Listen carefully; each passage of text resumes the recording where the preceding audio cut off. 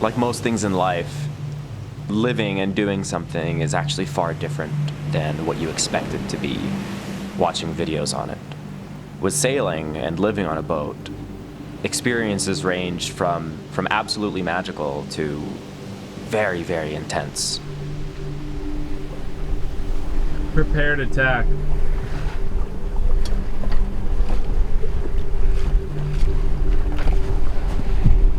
Ready? Attacking.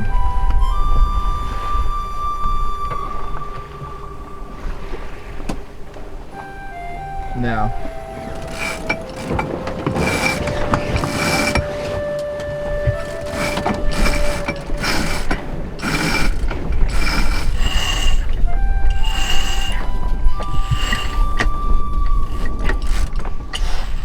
Sails all the way up.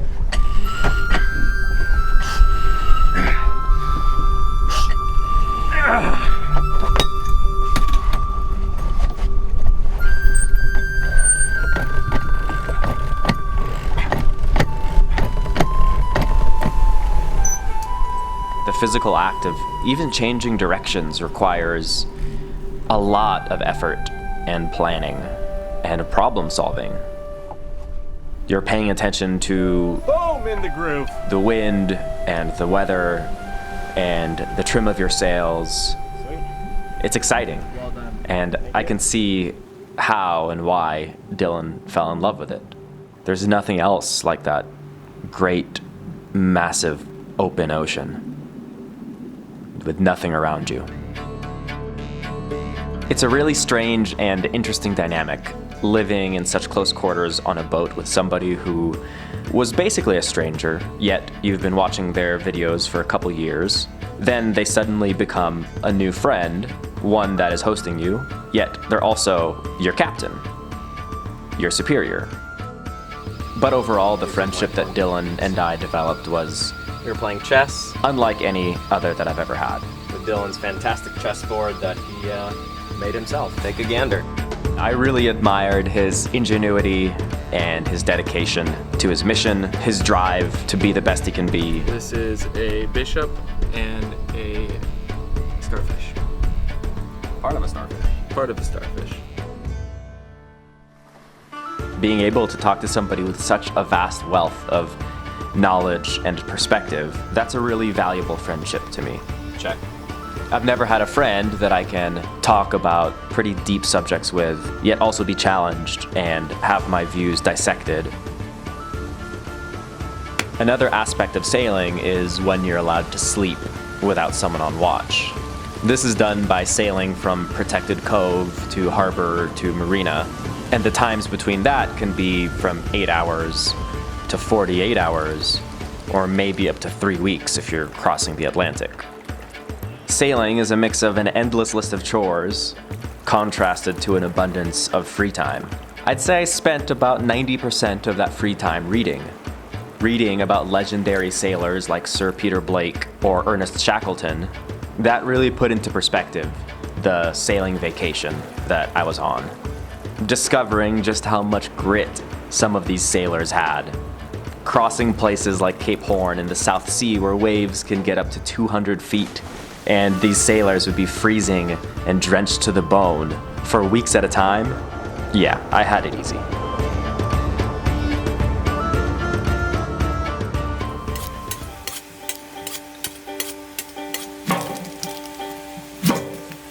Aboard Arianrod, we would take turns cooking and doing the dishes. On this particular night, it was him cooking some breaded chicken with a cream sauce and capers, mushroom pasta.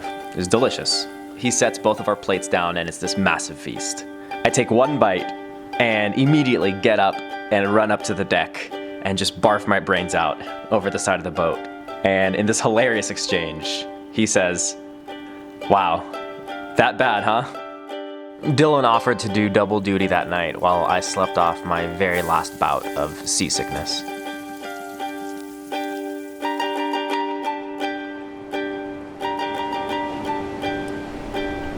It's a way of life that's completely opposite to anything I was ever used to, and the amount of knowledge necessary to be successful in it, well, there's a hell of a lot.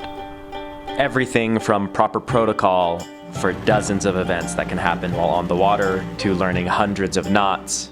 And then you learn about yourself, who you truly are, how you react under pressure, and in situations that require intensity and focus. There's always something to do, work on, fix, polish, learn. It's endless.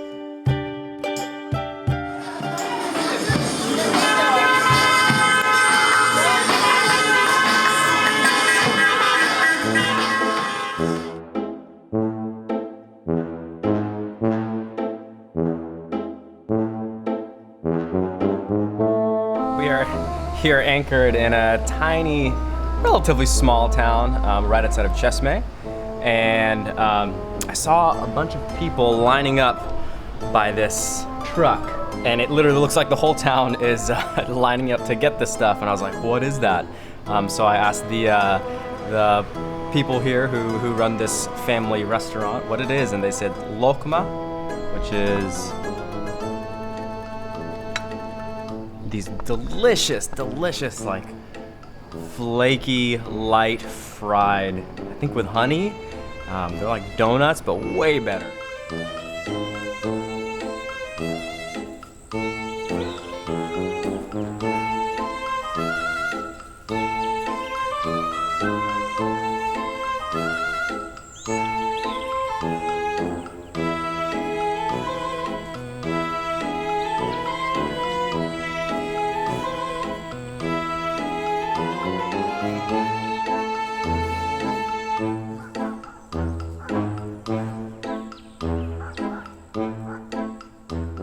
This might be a ripe fig. Ooh, it looks like it's ready.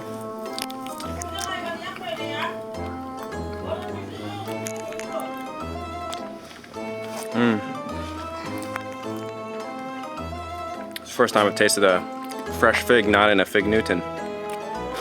Soon they'll be ready. That one wasn't.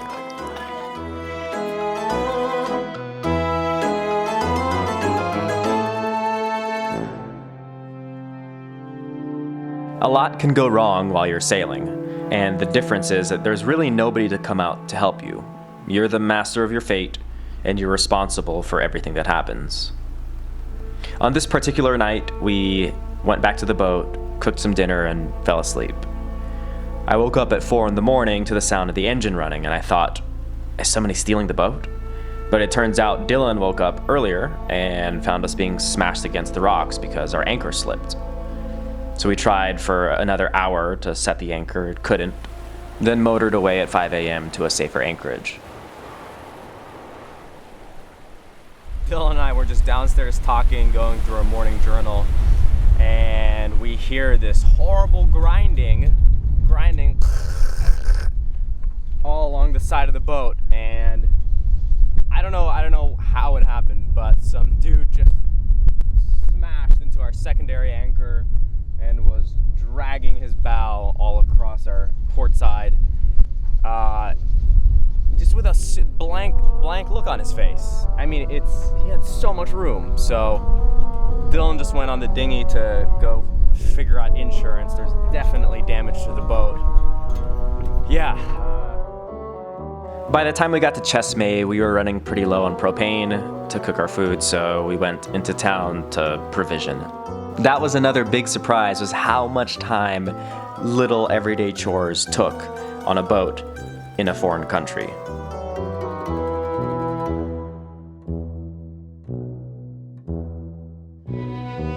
I remember in one Bulgarian town, trying to figure out how to wash our clothes at a laundromat took about 5 hours of talking to locals and using Google Translate.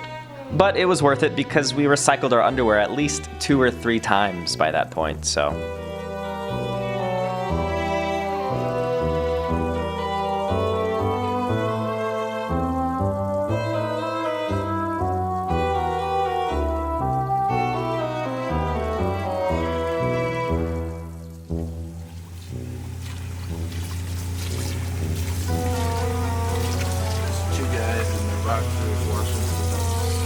In a sink. In a boat. What you gotta do, what you gotta do. When was the last time you watched those babies? These socks? Yeah. Less than a week ago. I was looking for something more dramatic. We had a lot of fun and saw a lot of places, but my fondest memories will always be the little moments. This is what you use to go up the mast. So we've got it attached here to a halyard, and that halyard is wrapped around this, our main winch for the mainsail. And what we'll do is, Troy, you'll basically winch me up as I climb up as well, so that we can untangle the courtesy flag there, because it's all twisted up and we're back in Greece just for a couple days. And so we're gonna put up the Greek courtesy flag and not check into Greece. Cleat me off. Okay. Let me know when I'm cleated. Almost. Wait. You cleared it off. Heading to Istanbul, we briefly had to cross back into Greek waters one last time. The sail would be taking us to the island of Lesbos, which took center stage around 2013 when thousands of refugees from all over the world began flooding its shores by way of flimsy inflatable rafts. We're talking families and young children, even toddlers that made the crossing without either of their parents.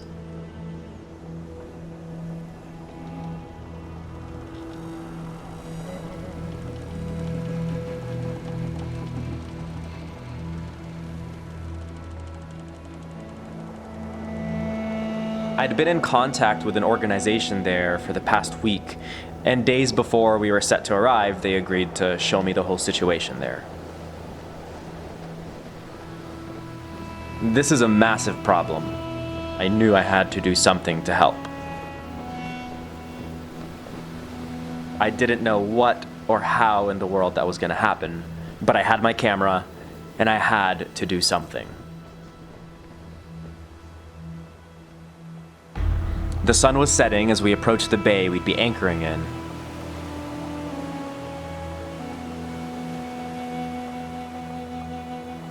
Wave after wave of fishing boats floated past us, creating the most evocative imagery I'd seen on this trip so far. It was a precursor of what was to come, a small taste of everything I didn't have a damn clue about.